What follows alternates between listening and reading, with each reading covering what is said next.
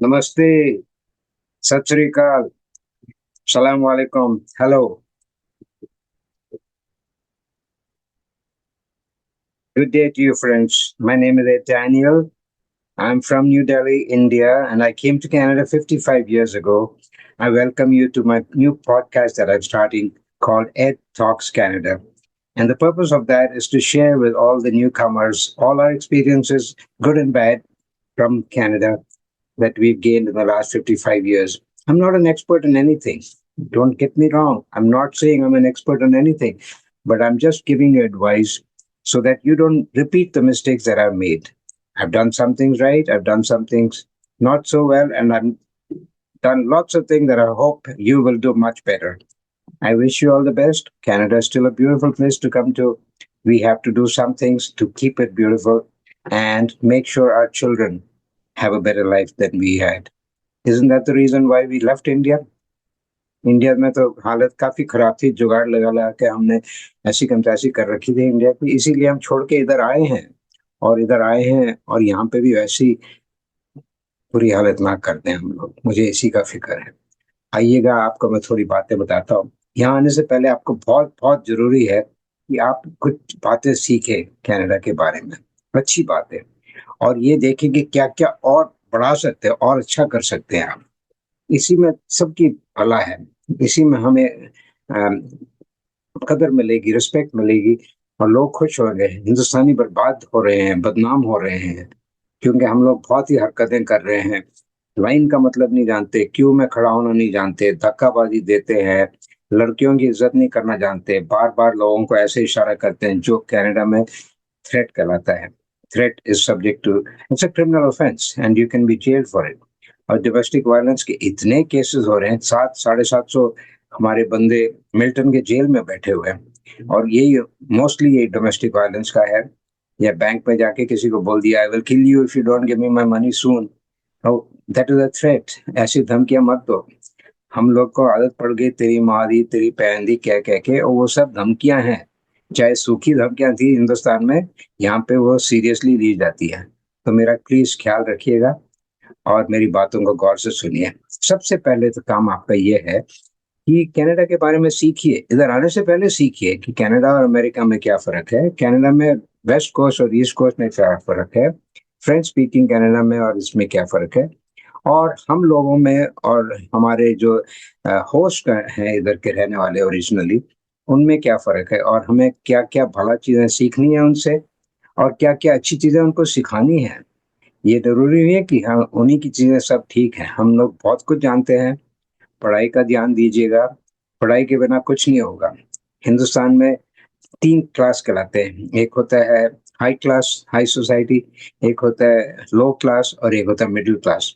लो class में मजदूर और काम वाले हमारे घर में जो सफाई करते हैं वो थे। हाई क्लास के तो आपको पता है बिरला टाटा की तरह थे, और मोस्टली हम लोग मिडिल क्लास के थे। इस कंट्री में आ रहे हो तो याद रखो कि मिडिल क्लास में मिडिल और लोअर क्लास एक ही है। मजदूरी करनी पड़ती है, झाड़ू भी लगाना पड़ता है, पाखाना खुद साफ करना पड़ता है, इसमें कोई हर्ज नहीं है। और यही चीजें अगर आप रोब से करेंगे, अपने बच्चों को सिखाएंगे, तभी आप ऐसे कामों के मैनेजर बन सकते हो। किस दिन आपका फैक्ट्री हो, कारखाना हो, बिजनेस हो, वहां पे जैनेटर आएगा, उसको कैसे कहोगे या तो ये काम ठीक से नहीं किया है, अगर आपको खुद नहीं पता हो। ये सब जरूरी है आपको सीखना। ओके, मेरी प्रार्थना है आप लोगों से। मैं 79 का होने वाला हूँ, 80 से 1 साल कम। तो मेरी ये रिक्वेस्ट है, इस कंट्री को बढ़ा के रखिए, दुनिया की सबसे खूबसूरत कंट्री बना के रखिए, ताकि आपके माँ बाप भाई बहन बच्चे आके खुशी से आए, खुशी से जाए, और सब देख के कहें या ये हिंदुस्तान के हैं। Thank you very much. जय Hind.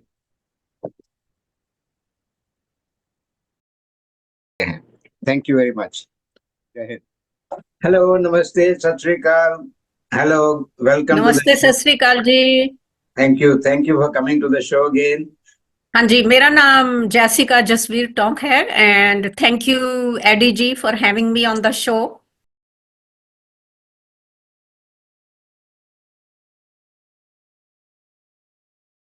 And today we'll discuss some other things which are related to the civil sense, जिसको कहते हैं सिविल सेंस का मतलब कि पान खा के ना थूको, नाक साफ करके खंबे पे ना हाथ पहुंचो, ऐसी सी बातें।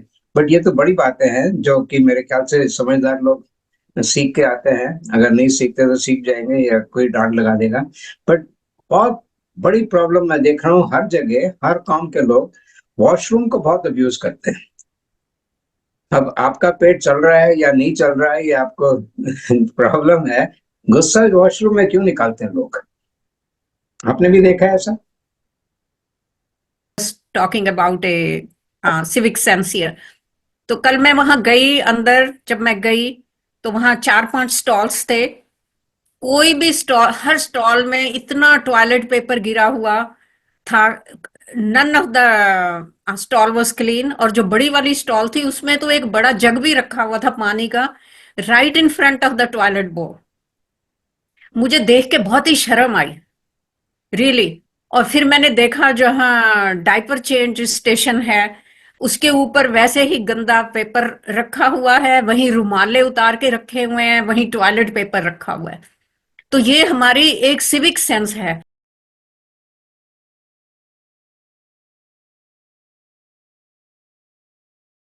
ठीक नहीं है। ये हम लोग जो यूज करते हैं बाथरूम, ये फैसिलिटी जो हमको मिली हुई है, उसको हमें रिस्पेक्टफुली यूज करना चाहिए। कि हमें ये देखना चाहिए कि हम उसको कैसे ठीक रखें ताकि जो नेक्स्ट पर्सन आए उसको क्लीन मिले। अगर हमसे टॉयलेट पेपर गिर गया तो उसको उठा के फेंक दो, व्हाट ए बिग डील।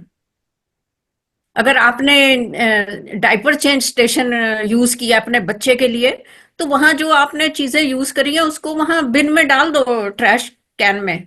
कितनी देर लगती है? तो देख के मुझे बहुत ही खराब लगा। तो ये चीजें हमें सीखने की जरूरत है कि हम लोगों को, दूसरों को ऐसा ट्रीट करें the way we want to be treated. तो हम उनको क्लीन एनवायरनमेंट दें जैसा हमें मिला है। ये नहीं कि वहां ट्रैश कैन, पेपर फेंक दो गंदा, टॉयलेट पेपर हर स्टॉल में गिरे हुए हैं। It's very very sad to see all that. तो ये हमें कोई आके तो बताएगा नहीं कि ऐसे ऐसे करो।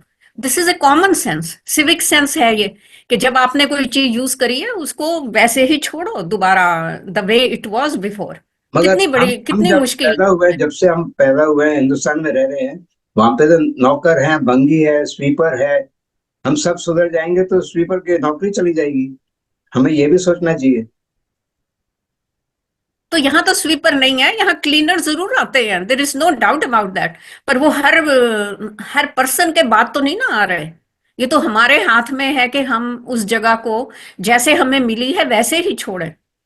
ऑफ कोर्स क्लीनर यहाँ भी आते हैं, बट बहुत शर्म की बात है। मुझे बहुत शर्म आई कल ये सब देख के, and it's so so sad कि हमारे में इतनी भी कॉमन सेंस नहीं है, ये जिसको सिविक सेंस। और ये बाथरूम की बात everywhere you go to, any store और एनी रेस्टोरेंट और एनीवेयर।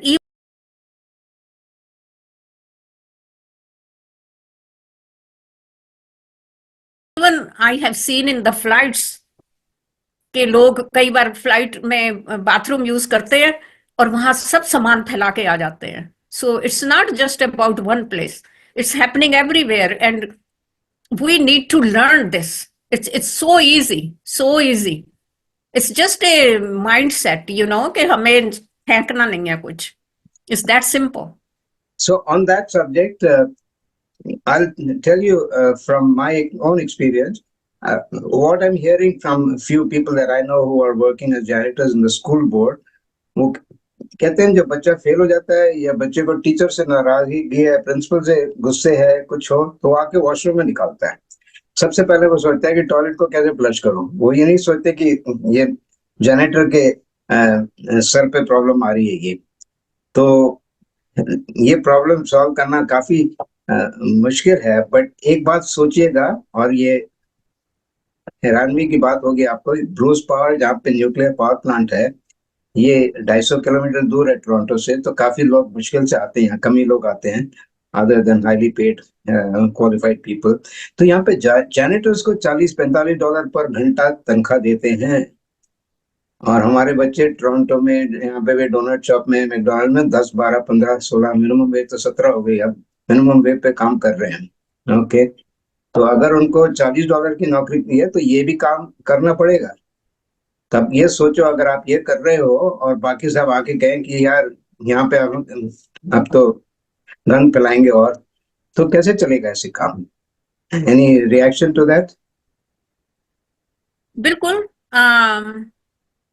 मैं तो ये कहती हूँ कि जस्ट आप अपनी कॉमन सेंस यूज करिए कि जैसा आपको कोई जगह चीज मिली है उसको वैसा ही छोड़िए। और जहां तक ये आप कह रहे हो कि जैनिटर को काफी $45 पर आवर मिलते हैं, जो भी है, क्यों ना मिले? इससे डिग्निटी ऑफ लेबर, सब सब काम बराबर होते हैं, तो क्यों ना उनको मिले। लेकिन अगर हम कहें कि हम ये तो काम कर नहीं सकते, अगर हम ये एटीट्यूड रखें, दैट इज वेरी सैड। तो ये एटीट्यूड नहीं हमको रखना चाहिए। जो काम हमें, जिसके लिए we are getting paid, you do to the fullest. और या वो जो लोग ये काम कर रहे हैं, जो जेनिटर हैं या जो भी, इंडिया में तो इसको नीचा काम कहते हैं, वो भी तो हमारे जैसे ह्यूमन बीइंग है, हमारे जैसे इंसान है। वो हमसे कोई फर्क नहीं है, हम सब एक से हैं।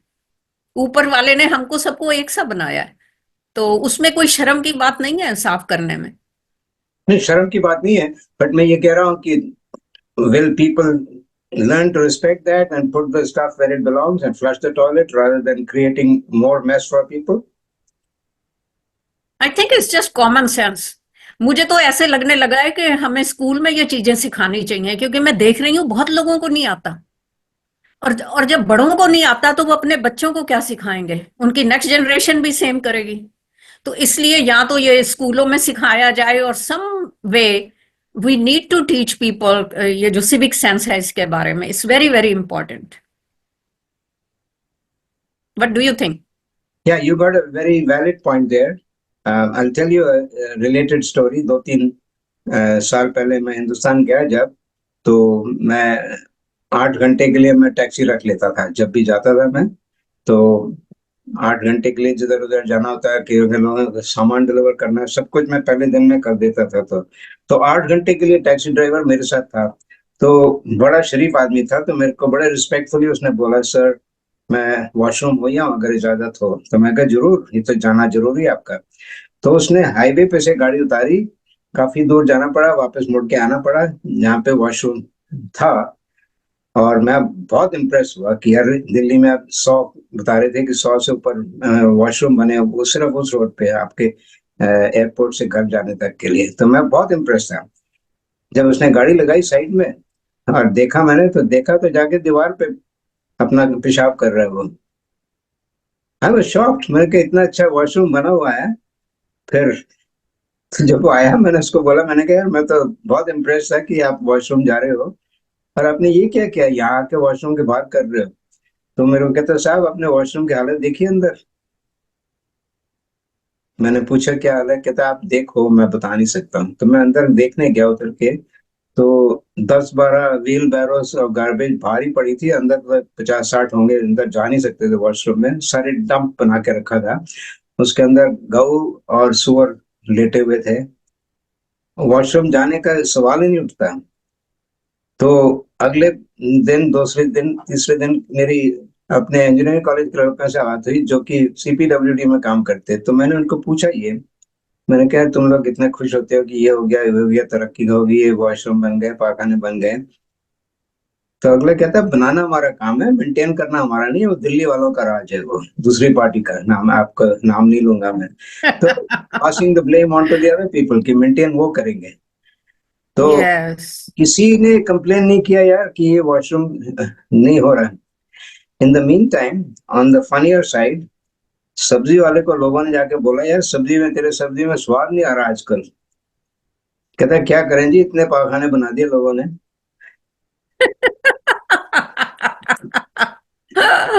Oh, that's so funny. तो मुझे मैसेज आ रहा है Yeah. बार बार that your internet is cutting out, internet is cutting out. Are you seeing problems?